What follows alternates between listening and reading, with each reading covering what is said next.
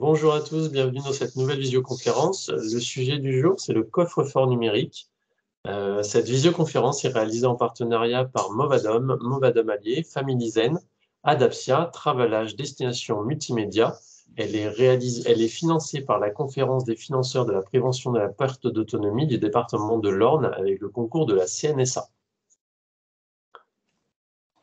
Je suis Pascal Massia, si tu veux bien passer la slide, parce que tu as déjà pris le contrôle. Je suis Pascal Massia, je fais de l'accompagnement au déménagement des personnes âgées et je réalise également des conférences dans le département de l'Allier. Vous pouvez vous inscrire à nos différentes visioconférences sur le site movadom.evanbrite.com. Je serai votre hôte aujourd'hui. N'hésitez pas à poser vos questions dans le chat et à la fin, comme d'habitude, on ouvrira le micro si vous avez des questions un petit peu plus précises.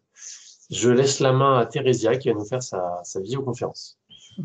Merci Pascal, bonjour à tous, mille excuses encore. Donc je suis Thérésia Jovinac-André, j'anime des ateliers et des formations sur tout ce qui est numérique avec l'association Destination Multimédia. Voilà. La question du jour, c'est quoi un coffre-fort numérique? On va tout de suite voir un peu de quoi on va parler, du coffre-fort numérique, pour quels documents, les avantages à avoir un coffre-fort numérique, et puis aussi également la différence entre le cloud, le drive, qu'est-ce que c'est par rapport au coffre-fort numérique. Et enfin, on va parler de DigiPost, qui est quand même très, très fortement connu dans le monde des coffres-forts numériques. Alors, premier sondage, donc première question que je vous pose, comment est-ce que vous sauvegardez vos papiers importants? Est-ce que vous les imprimez tous pour avoir une copie dans un dossier, ou encore vous les mettez, vous les classez sur une clé USB ou un disque dur externe, ou encore vous les transférez sur votre boîte mail, ou bien même, et oui c'est possible, peut-être de les mettre directement à la banque. Qu'est-ce que vous faites? Donc Pascal, je ne sais pas comment ils vont répondre à ce sondage. Est-ce qu'ils ont un petit chat à côté? Et tout à fait, ils vont répondre dans le chat. Donc, Marc déjà nous dit disque dur, externe et papier. Odile, tout sauf la banque. Voilà.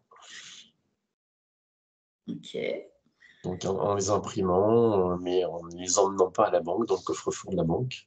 Sur des disques externes et sur le cloud et sur un NAS pour Patrick. Patrick est à la pointe, là. Ah oui, oui, carrément. Nathalie, clé USB, boîte mail. D'accord. D'accord.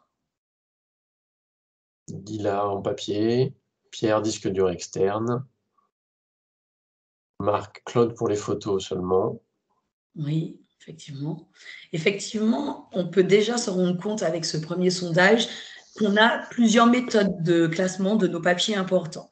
En général, ce qui revient le plus souvent, ce qui est le plus utilisé, c'est le disque dur externe ou la clé USB. Parce qu'en fait, il y a quelques années, c'était une des possibilités qu'on nous offrait. Avant, il n'existait pas, en tout cas, le cloud n'était pas très développé, encore moins le coffre-fort numérique. En tout cas, on n'entendait pas autant parler de ces choses-là. Et c'est vrai qu'on avait pour coutume de prendre une clé USB parce que c'était facile à transporter, ou bien un disque dur externe qui était quand même légèrement plus gros. À l'époque, c'était des gros disques durs externes. Maintenant, ils peuvent quasiment faire la taille d'une clé USB maintenant. Et c'est vrai que ce sont les deux modèles les plus courants, les plus utilisés pour classer les papiers. Après, j'ai entendu dans le sondage que certaines personnes classaient des papiers dans un disque dur ou une clé USB, et puis d'autres, par exemple des photos, dans un cloud. Effectivement, on va voir que selon le type de document, on peut utiliser plutôt ci ou plutôt ça. C'est vrai qu'on est plus à ce stade-là aujourd'hui où on va classer des documents sur des choses comme un disque dur, une clé USB ou autre, et puis des choses très lourdes comme des vidéos et des photos, on va les classer dans un cloud, puisque avec plus d'espace et puis moins de gestion, on va dire, physique, on va voir tout ça. Alors, je ne sais pas si je me suis... Voilà. Hop. Donc, d'abord, c'est quoi un coffre-fort numérique? La principale fonction d'un coffre-fort numérique, c'est d'offrir une capacité de stockage et d'archivage des documents et des fichiers électroniques. D'accord? En gros, nos papiers sont dématérialisés, d'accord? Elles sont centralisées au même endroit et sauvegardées, d'accord, dans un espace de stockage. Hein, c'est comme si on stockait nos fameux papiers dans une armoire, sauf que cette armoire-là est virtuelle. Et donc, c'est un service qui peut être gratuit ou facturé, d'accord, quelques euros par mois. Et en échange, on va avoir un espace qui sera à nous, donc avec lequel on ne pourra accéder qu'avec un mot de passe, un identifiant. Et bien sûr, il faut disposer d'une adresse électronique, d'une adresse Internet. Donc, oui, chaque coffre-fort électronique dispose donc de cette adresse et d'une adresse Internet qui commence par HTTPS. Et oui, je précise HTTPS. Le S, rappelez-vous, c'est quand même la formule la plus sécurisée. Quand on voit HTTPS dans l'adresse Internet, dans l'URL, eh bien, on comprend que le site sur lequel on va avoir est sécurisé. Surtout s'il s'agit d'un coffre-fort numérique, dans ces cas-là, il est impératif, hein, obligatoire même, qu'il y ait le fameux HTTPS. C'est beaucoup plus sécurisé et c'est plus rassurant. Concrètement, un coffre-fort numérique se présente comme un compte en banque, d'accord, qui est en ligne, puisqu'il est sur Internet, où on va s'inscrire, comme je vous le disais, avec un identifiant et un mot de passe. On sera donc le seul propriétaire de ce coffre et à l'intérieur des documents et de tout ce qui sera stocké. La question qui est bon de se poser aussi, hein, puisque on sait que ça fait une décennie que la dématérialisation des documents devient courant dans l'environnement des entreprises, des administrations, mais même pour nous, hein, les particuliers. Et donc, c'est quand même important de conserver des documents de manière dématérialisée parce que comme ça, on évite d'avoir une tonne de papier. Et ce qui était important également, c'est de connaître un peu la différence en fait entre l'archivage, le coffre-fort numérique et puis les drives par exemple. Mais il faut savoir qu'un archivage numérique ou un système d'archivage électronique, hein, ça a remplacé, comme je vous le disais, le rôle que tenait le disque dur, la clé USB, mais avant tout ça, c'était le disque dur d'ordinateur qui servait en fait de stockage. On stockait tout sur notre ordinateur. Et donc, le fait de le faire ailleurs, eh bien, ça a remplacé progressivement le disque dur de l'ordinateur. D'accord ? En général, eh bien, c'est là où on stocke les papiers les plus importants et à l'époque, c'était utilisé par les entreprises parce que plus sécurisé pour l'entreprise et que ça protégeait contre des sinistres comme l'incendie ou même le vol d'informations, dégâts des eaux, défaillances électroniques, etc. Et puis, voilà, c'était un support virtuel, mais sécurisé, plus sécurisé que de nos papiers. Pour garantir justement un espace sécurisé, la notion de coffre-fort électronique a été mise en place et a été standardisée par l'AFNOR. D'accord? Donc, c'est quelque chose de vraiment standard, c'est vraiment quelque chose de reconnu.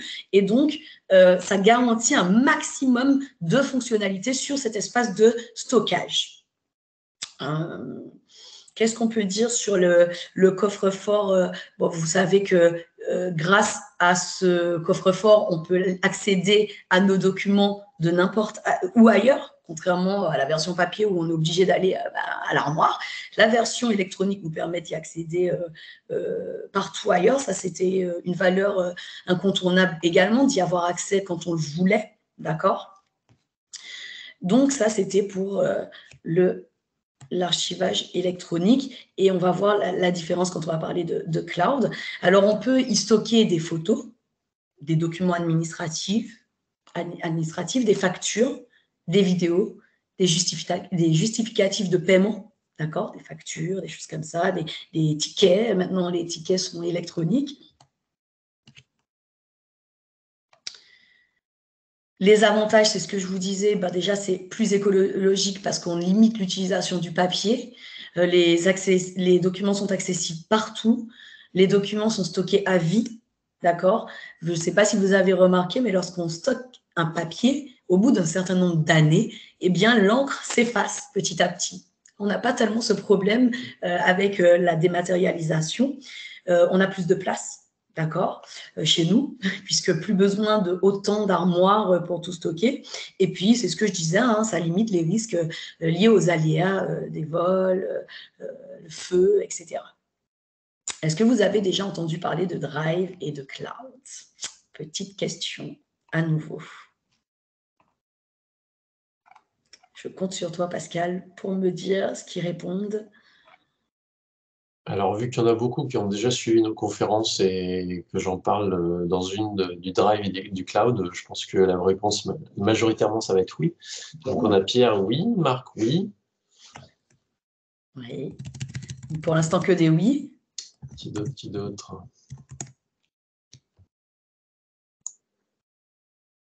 Ah, l'air, non, n'a jamais entendu parler ni de Drive ni de Cloud. D'accord. D'accord. De manière générale, plusieurs personnes ont déjà entendu parler de cloud. Pour tout vous dire, le cloud, il a la même, je veux dire, utilité, le même fonctionnement qu'un coffre-fort numérique, c'est-à-dire qu'il va servir à stocker également des documents. D'accord? Le coffre-fort numérique, c'est un espace de stockage au même titre que le Drive ou le Cloud. D'accord? Donc, systématiquement, presque, pratiquement, votre adresse mail vous propose un cloud, un espace de stockage. Google Drive, pour ceux qui utilisent Gmail, OneDrive pour ceux qui utilisent par exemple Windows, l'iCloud pour ceux qui utilisent qui ont des matériels Apple, donc un iPhone ou alors un Mac, etc. Et Dropbox, voilà, c'est ce qui est proposé aussi. Alors, ce n'est pas lié pratiquement avec une adresse mail, mais Dropbox revient très régulièrement dans les propositions également. Tous ces drives, en fait, ces clouds, sont des espaces de stockage. Cloud Drive, c'est la possibilité pour nous de modifier nos documents. Donc, on y accède également, on y va quand on veut et on peut les modifier. C'est pratique quand on utilise des documents régulièrement. Par exemple, si on sait qu'il y a une facture qu'on va souvent nous demander, eh bien, c'est plus pratique de l'avoir dans un cloud, dans un drive, parce que, voilà, accessible plus facilement. C'est soumis par contre au même risque de piratage que votre boîte mail. C'est-à-dire que si votre boîte mail est piratée, il se peut qu'on pirate votre Drive et votre Cloud également. En général, ça va de pair, en fait, le Cloud et le Drive. Souvent, c'est les mêmes identifiants. Donc, on associe souvent les Clouds et les Drives aux adresses mail. D'accord? Comme on a pu voir tout à l'heure, où chaque boîte mail propose directement leur cloud.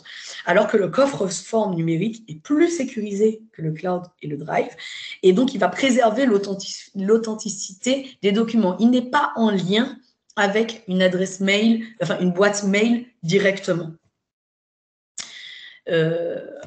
Pardon. La Poste, c'est ce que je vous disais pour parler de DigiPost, va vous proposer un coffre-fort numérique gratuit pour stocker vos documents. Alors, ce n'est pas en lien avec votre boîte mail de la Poste, d'accord? Tout le monde peut disposer d'un DigiPost. Et ça ressemble à ça, comme sur l'écran, quand on doit se connecter. Alors, on se connecte avec un compte La Poste parce qu'on est obligé de créer un compte, comme partout. Donc, créer une adresse mail, créer un mot de passe, mais qui peut servir uniquement au DigiPost. Lorsqu'on rentre à l'intérieur du DigiPost, une fois qu'on a l'identifiant et le mot de passe, eh bien, ça se présente de la sorte. C'est-à-dire que vous avez 4 rubriques au départ avec l'accueil, organisme, coffre, démarche. Voilà, vous avez une page succincte de bienvenue avec bonjour et votre prénom. À droite, vous aurez votre dernière connexion, l'heure, ce qui est pas mal quand même pour vérifier que c'était bien vous, quand même, on ne sait jamais. Et puis, on peut cliquer même sur le détail de l'historique de notre accès à notre DigiPost. On peut rechercher également un document avec la rubrique d'aide, en fait, la rubrique de recherche. Et puis derrière, eh bien, en dessous, on aura tous les derniers documents qu'on aura eu à utiliser ou qu'on aura stockés.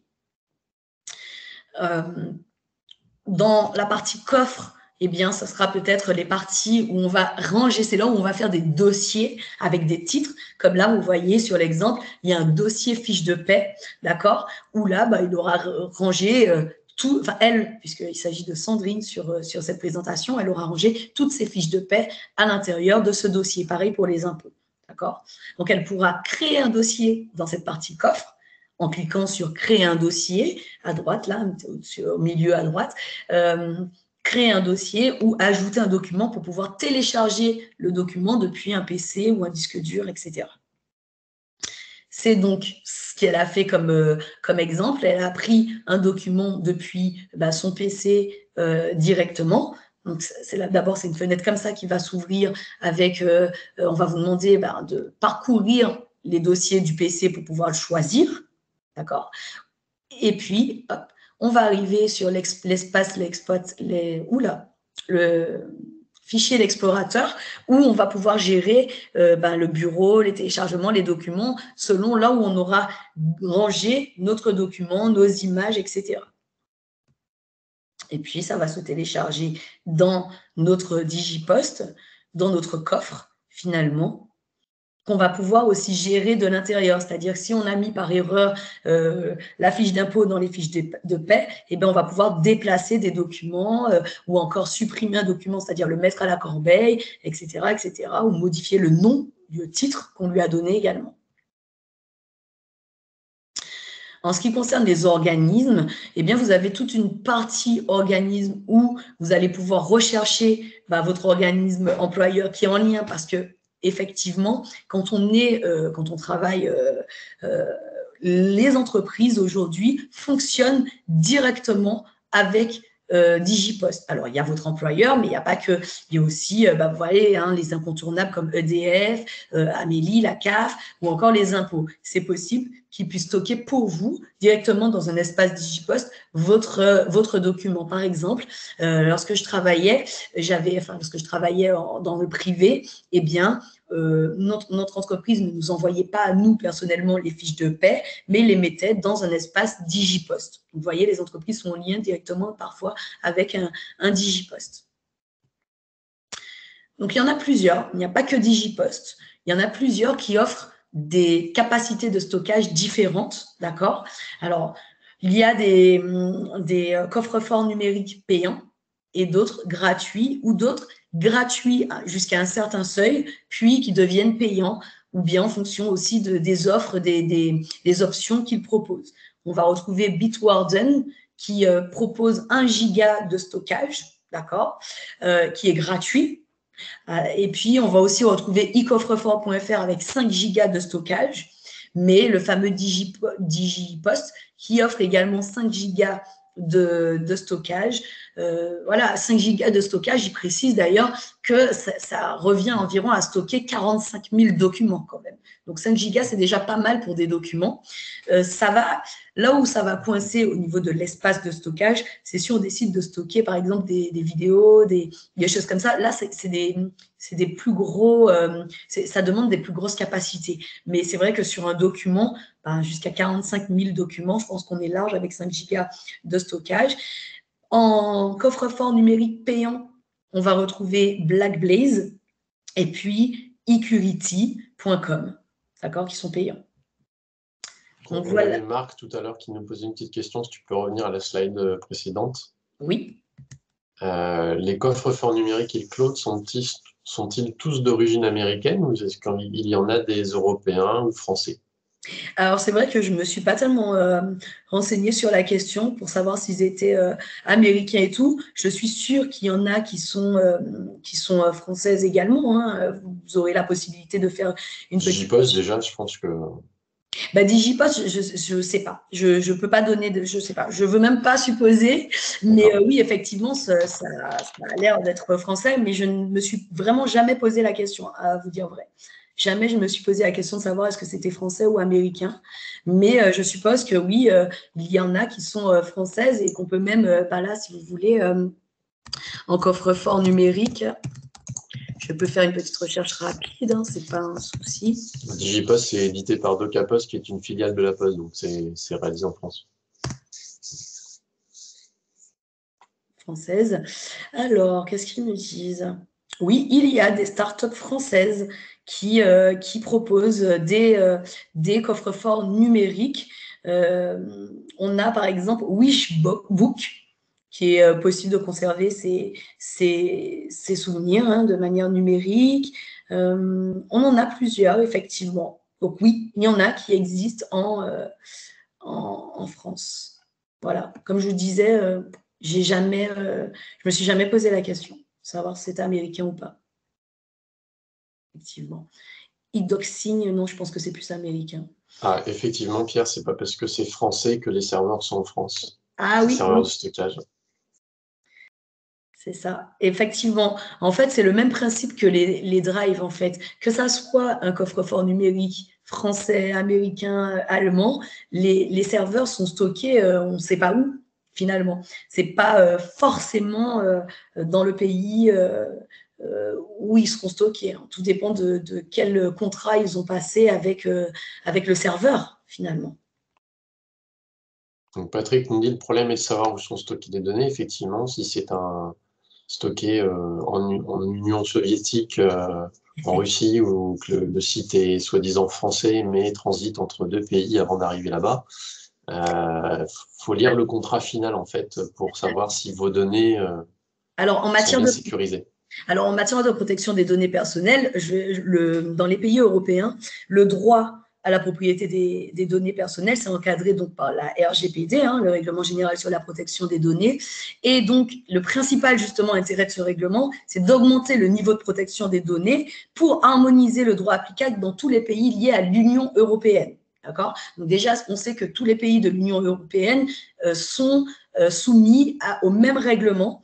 Donc, l'utilisateur doit donner son consentement et être informé du traitement qui sera fait de ces données. Donc, la portabilité, la collecte, l'utilisation, etc. Il va conserver les droits d'accès aux données qui lui sont relatives et aussi, il aura un droit, ce qu'on appelle le droit à l'oubli. C'est-à-dire qu'il aura le droit de supprimer, de demander qu'on oublie, qu'on efface complètement ces données. Mais pour être conforme au cadre juridique européen, eh bien, le droit des propriétaires des données doivent être assurés grâce à un système en particulier, d'accord ? Et ce système en particulier est soumis donc à toute l'Union européenne. Donc, c'est sûr qu'il vaut mieux choisir, en général, les coffres-forts, voilà.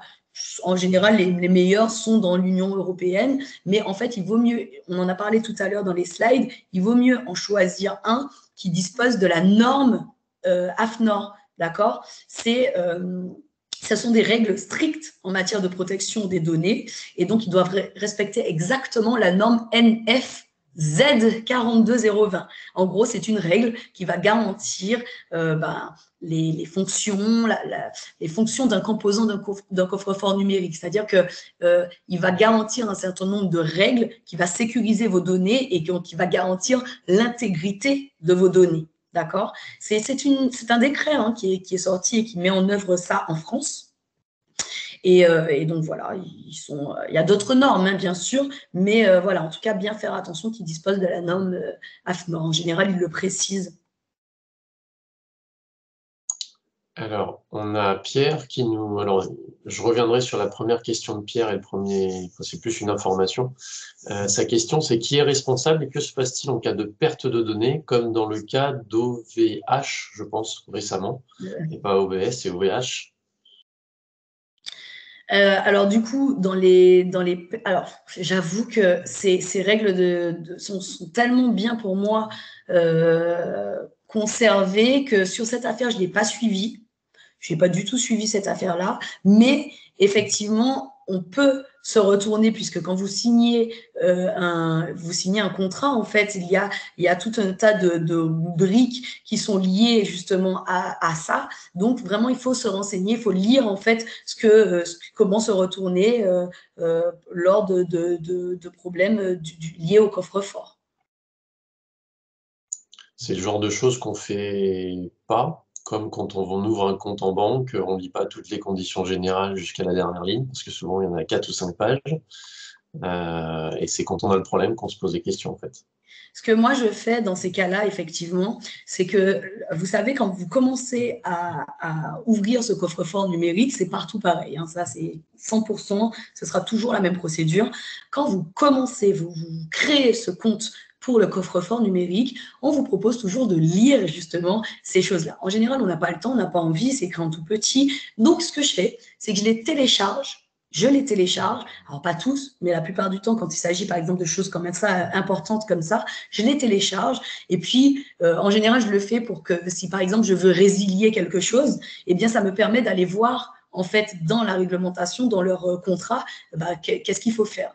Moi, ce que je vous invite à faire, c'est d'ouvrir, en fait, souvent c'est un lien qu'ils mettent, cliquez sur le lien, ça se télécharge, acceptez le téléchargement de cette réglementation-là, et puis comme ça, vous pouvez revenir derrière, parce que de toutes les façons, chaque coffre-fort numérique aura sa particularité pour en cas de problème. Alors, on a Odile qui nous a dit déjà en début et qui nous repose la question, qui a du mal à faire la différence entre le cloud et le drive. Le cloud, c'est quelque chose de beaucoup moins, on va dire, sécurisé que le coffre-fort numérique. Le coffre-fort numérique. Le drive, entre le cloud et le drive. C'est pareil, le cloud et le drive. C'est le nom qui change. C'est ça. Le cloud et le drive, en fait, c'est la même chose, donc déjà. Et puis, le cloud va fournir une sécurité moindre dans la sécurité que le cloud et le drive va proposer. Ils seront soumis aux mêmes normes de sécurité qu'une adresse mail. D'accord? Un mot de passe, une boîte mail, enfin, ça sera en lien. C'est ça qu'on veut dire, c'est-à-dire que ça va être facilement piraté, alors que le coffre-fort numérique, c'est sa seule principale préoccupation, c'est de garantir justement la sécurité de vos documents. Donc, c'est en ce sens qu'il y a une réelle différence, en fait. Il n'y a pas une grosse différence, l'utilisation est la même, ça sera pas une différence tellement marquante, quoi. Alors, on a Patrick et Pierre qui vont un petit peu se chamailler, je pense. On a Patrick qui nous dit, donc, pour des raisons de sécurité, il multiplie les clouds, iCloud, OneDrive, Synology Drive, en plus de ses disques durs de sauvegarde, Time Machine, Carbon Copy Cloner. Et Pierre nous faisait remarquer justement que c'est des systèmes qui permettaient d'éviter une consommation excessive de papier, mais qui écologiquement étaient un peu catastrophiques en termes de consommation électrique pour le refroidissement des serveurs. Alors oui, effectivement. En fait, tout dépend du choix qu'on fait. Soit on fait le choix au niveau de l'écologie, voilà, on est dans une dynamique où on va réduire la charge de papier, etc. Et dans ces cas-là, il n'y a pas meilleur moyen que le coffre-fort numérique ou l'utilisation d'un drive. Soit on fait le choix voilà, de favoriser justement le papier ou en tout cas de favoriser la consommation, c'est-à-dire l'élimination de la consommation excessive d'électricité. Dans ces cas-là, bon, ça c'est un choix personnel, hein. Moi, je suis plutôt de ceux qui privilégient les coffres-forts numériques ainsi que les drives au détriment du papier, puisqu'aujourd'hui tout est dématérialisé et je trouve que c'est une charge d'imprimer pour ranger ailleurs. Or, on peut tout de suite les ranger dans quelque chose de numérique, quoi. Et après, c'est un choix personnel. Il suffit de faire du tri et de ne pas garder trop de papier, enfin trop de documents numériques sur son cloud et de peut-être pas multiplier tous les clouds non plus. Je me répète peut-être, mais il faut savoir qu'avant d'arriver à excéder la capacité de stockage d'un cloud, on est à 45 000 documents PDF déjà, hein. Donc, et je rejoins, je ne sais plus qui a dit qu'il préfère multiplier les clouds. Alors, moi, je ne le fais pas par souci de sécurité, mais plutôt, par exemple, je vais utiliser un cloud spécifique pour mes photos, par exemple, et puis un autre cloud pour mes documents. Ça me laisse plus de place dans un cloud pour gérer mes documents. Et puis, par exemple, un coffre-fort numérique, ça va être des papiers vraiment très importants, voilà, comme par exemple des fiches de paie ou des choses comme ça.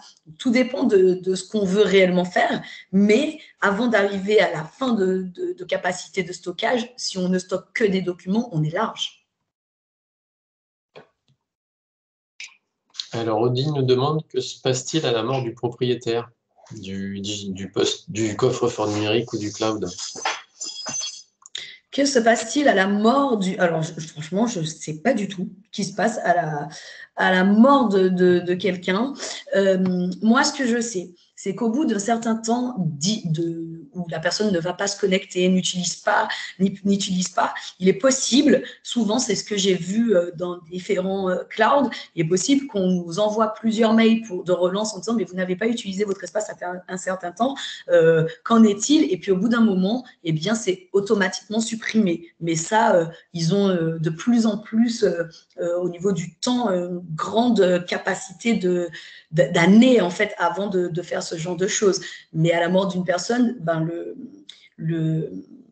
la limite de temps sera la même, à moins que quelqu'un d'autre, du coup, quelqu'un de la famille, avertisse, etc., et fasse le nécessaire pour résilier l'accès au coffre-fort ou l'accès au cloud. Mais sans action de la part de la famille, eh bien, le cloud a une durée de validité qui dépend en fonction mais qui est très, très large, encore une fois, et cette durée de validité va aller jusqu'au seuil, quoi.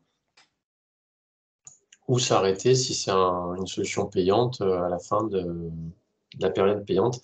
On en avait parlé dans une visioconférence avec Gwendoline. Il y a des services qui existent, des services numériques justement pour, en cas de décès, qui récupèrent, en fait, la personne stocke ses données, ses mots de passe, tous ses accès sur un service numérique. Et c'est un peu comme un testament, en fait. Le jour du décès, le notaire redonne ces informations aux personnes, aux descendants. Et sinon, vous notez sur un petit carnet tous les accès que vous avez, tous les clouds, tous les coffres-forts numériques, et puis vous dites aux enfants ou aux petits-enfants, voilà, c'est à tel endroit, et j'ai ça et ça et ça. C'est ça. Alors, juste pour revenir sur le cloud, en fait, c'est une solution qu'on dit être mutualisée. C'est-à-dire, comme je vous disais, ça va vous permettre d'être en lien avec votre mail et avec comment dire, des capacités de stockage. Il y aura pas mal de petites options. Surtout, souvent, revenait souvent, c'est que le cloud était utilisé pour les partages de documents. D'accord? Donc, ce qui était bien, c'est qu'on a un document qui était stocké, qu'on va pouvoir très facilement partager. En revanche, le coffre-fort numérique revenait presque à parler d'un coffre-fort physique. C'est-à-dire que ça reste un coffre-fort électronique, donc c'est un espace mais qui va garantir une sécurité optimale en fait de toutes les informations qui sont intégrées. Et en fait, on ne fait pas de partage en fait à l'intérieur de celui-ci. D'accord? Ça assure la valeur de ce qu'il y a comme document. Par exemple, lors d'un contrôle juridique, eh bien, ce qui va faire foi sera plus dans le coffre-fort numérique qu'ailleurs. C'est-à-dire que les accès aux données qui sont entièrement contrôlés sur le coffre-fort numérique va garantir l'authenticité des documents. Au contraire d'un cloud ou d'une gestion quotidienne des documents qu'on a vu avec les mails, par exemple. C'est-à-dire que juridiquement parlant, il y aura plus de valeur dans votre coffre-fort numérique qu'ailleurs. Si ça peut vous aider à comprendre l'importance en fait du coffre numérique au détriment du cloud, par exemple. Alors, Pierre nous explique que pour ses photos et vidéos, qu'il a en très nombreuses quantités, il préfère faire des sauvegardes sur DVD, gérer dans un tableau Excel. Donc ça, c'est de l'archivage et du stockage. Et le problème, c'est d'abord la durée de vie d'un DVD et le fait que la technique du DVD semble en voie de disparition. Il y a déjà plus de lecteurs-graveurs sur la plupart des portables. Effectivement, c'est vendu à part. On a eu déjà le problème avec les VHS, avec le Super 8, avec tout un tas de techniques. Je suis sûr que dans quelques années, on dira le disque dur externe, quelle bonne blague, cet ancêtre. Tout comme les MP3, enfin, je sais pas, l'évolution. Aujourd'hui, on va parler de système d'archivage électronique, donc la SAE, et donc c'est l'espace de stockage de tous les documents numériques. Donc c'est vrai que tout ce qui est disque dur, CD, lecteur CD, DVD, etc., tout ça, c'est appelé à disparaître. Aujourd'hui, il y a un bon pourcentage de PC qui ne disposent plus de lecteur, effectivement. C'est vraiment en perte très forte, quoi. Donc, est-ce encore la solution? Je ne suis pas convaincue, effectivement. Pour moi, l'électronique, c'est ce qui est de plus courant aussi. Voilà. Effectivement, Odile, l'avantage du papier, c'est qu'à un moment, on doit faire un tri et jeter car on n'a plus de place, alors qu'avec l'archivage dématérialisé, on ne nettoie pas forcément. On ne prend pas forcément le temps de le faire parce qu'on a énormément de place. Alors, moi, j'ai une petite fibre écolo. Il y a une journée par an qui s'appelle le World Cleanup Day, où les gens nettoient la nature, nettoient les rues. Il y a aussi le World Cleanup Day numérique qui se passe tous les ans au mois de mars, où on invite les gens à nettoyer leur boîte mail, supprimer les messages mails inutiles, supprimer toutes les données inutiles aussi sur le cloud ou tout ce genre de choses-là. Ouais, et puis faut rappeler que, alors, c'est vrai qu'on a plus tendance à archiver de manière compulsive, limite, chaque fois qu'on a un document, quelque chose de matériel, on va le stocker parce que voilà, c'est plus facile, etc. Donc oui, c'est pas plus mal d'avoir ce genre de journée ou ce genre de. En fait, c'est dans nos habitudes. C'est des choses qui doivent arriver. En fait, on n'était pas habitué à ce genre de choses, on était plus habitué au papier, mais maintenant, ça va être une habitude dématérialisée où on va prendre le temps de faire ça. Donc, bien sûr, ça risque quand même d'être long parce qu'il y a je vois les gens qui stockent uniquement sur papier, font pas forcément le tri. Il y a des fois des boîtes d'archives qui sont dans des cartons, qui sont empilés les uns sur les autres, de la cave au grenier, et des affaires qui ont 10, 15, 20 ans, des papiers qui auraient dû être jetés au bout d'un an, qui sont toujours là au bout de 15, 20 ans. Donc ouais. avec le numérique, je pense que ça va être encore plus compliqué. Ben pour moi, je trouve que le numérique, ça simplifie le stockage des documents, puisqu'en Ah fait, oui, ça se simplifie, mais c'est pas pour ça qu'en en fait, on entasse, on entasse, on emmagasine des documents qu'on n'a pas forcément besoin et qu'on n'est ça, pas obligé de garder. Alors, pour le coffre-fort numérique, pour ce que tu disais tout à l'heure, les fiches de paye, c'est très très bien. Par contre, quand on reçoit des documents, des factures EDF, on n'a pas besoin de les garder 10 ans, mais on va pas faire le ménage au bout de 10 ans, au bout de 1 ou 2 ans, je sais plus la durée exacte, mais je crois que c'est 1 an. On ne va pas aller dans le coffre-fort pour supprimer tous les documents qui ont plus de 5 ans. ben c'est sûr, mais ça peut être comme dans. Alors peut-être, hein, moi je suis convaincue que ça soit numérique ou papier, le stockage, le tri, etc. Ben il faut se forcer à le faire comme autant en version papier qu'en version électronique. Et effectivement, après, ce qu'il faut se dire dans tout ce qui est coffre-fort numérique et cloud, etc., c'est ce que ça, en quoi ça aide. Eh ben, dans un coffre-fort, hein, je parle bien du coffre-fort et pas du cloud, la sécurité et l'intégrité des données électroniques, il n'y a pas photo, il n'y aura pas plus sécurisé. La pérennité des documents également, je vous en ai parlé, hein, des documents qui peuvent s'abîmer avec le temps, qui peuvent, voilà, avec des incendies, ça aussi, il faut le prendre en compte. La pérennité des documents numériques n'est pas négligeable. La confidentialité des échanges aussi qu'on va pouvoir avoir entre envoyer un document par la poste, entre guillemets, ou par tout autre moyen physique, et avoir un document directement via un partage ou voilà, de manière dématérialisée, c'est pas si mal. Et puis, voilà, on peut, toujours avec le coffre-fort, la traçabilité et l'authenticité des documents lors des dépôts ou de leur destruction également. C'est pas les valeurs sont pas les mêmes. Voilà, c'est le coffre-fort numérique, la grande différence, c'est entre le simple archivage des clouds, etc. Le coffre-fort, lui, va être quelque chose de quand même vraiment axé sur voilà, la traçabilité, l'authenticité. Par exemple, si on a des échanges dans des documents sur des biens immobiliers, avec comment dire, des notaires, des choses comme ça, bah, il vaut mieux le ranger dans un coffre-fort numérique, par exemple. Voilà, vaste sujet entre le débat papier numérique qui pourrait durer des heures et des heures. On va s'arrêter là, on ouvrira les micros tout à l'heure parce qu'il y a des remarques intéressantes. Je vous invite à remplir le questionnaire de satisfaction en cliquant sur le petit texte, cliquez ici.